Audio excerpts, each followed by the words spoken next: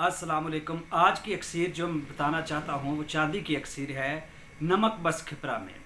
बस खिपरा एक बूटी है जो आम बरसगीर में मिल जाती है, आप उसको आसानी से ले सकते हैं।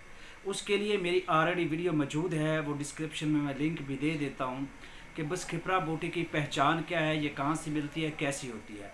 उस बूटी का आप लोगों ने 1 पाव नमक तैयार करना है। सबसे पहला काम नमक बनाने, बस खपरा बूटी कैसी होती, कहाँ मिलती, कैसी होती, ये बात अलग वीडियो में है। नमक बनाने का तरीका अलग वीडियो में है, ठीक है।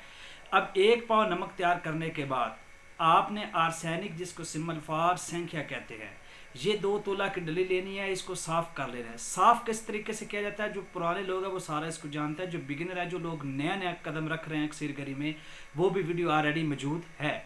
इसको साफ़ करने के बाद यानी आर्सेनिक को आपने बस खिपरा नमक में 1 पाव में आध पाव नीचे आध पाव ऊपर रखे, बीच में डली रखे और कढ़ाई में रख दे और नीचे आग जलाएं। 2 लकड़ी की आग जलाएं।